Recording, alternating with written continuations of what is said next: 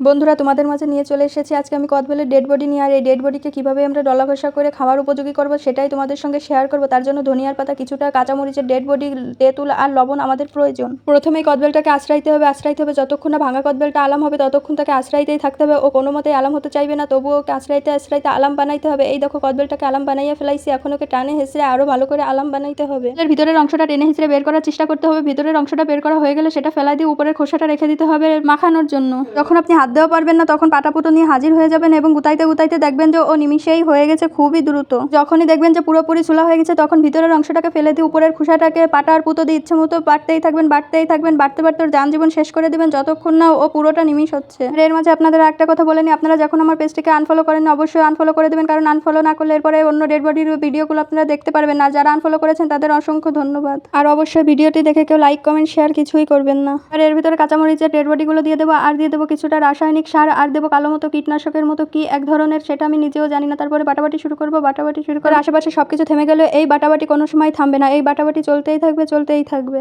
তারপরে দিয়ে দিলাম এর ভিতরে মেহগুনির পাতা। আপনাদের আশেপাশে নিম পাতা হোক, মেহগুনির পাতা হোক, তুলসীর পাতা হোক, যে পাতাই হোক আপনারা এর ভিতরে দিয়ে বাটাবাটি শুরু করবেন। বাড়তেই থাকবেন, কোনো থামাথামি হবে না। আর পাটাপুতো রেখে আপনার ময়লাযুক্ত হাত দিয়েই মাখানো শুরু করে দেবেন, কারণ আপনার হাতের ময়লা ছাড়া এটা কখনোই সুস্বাদু হবে না। অবশ্যই ভর্তাকে সুস্বাদু করতে হলে আপনার ময়লা হাত দিয়েই এটাকে মাখাইতে হবে। আর যেই দেখবেন যে পুরোপুরি মাখানো হয়ে গেছে আপনার আশপাশ দিয়ে রোহিঙ্গারা এসে হাজির হয়ে যাবে, কিন্তু তাদের না দেওয়ার চেষ্টা করবেন, তবুও তার আশপাশ দিয়ে আপনার খাবার নেওয়ার চেষ্টাই করে যাবে, কোনো অবস্থায় তাদের ঠেকানো যাবে না। তো এরপর কিসের ডেড বডি দেখতে চান আপনারা অবশ্যই বললেন।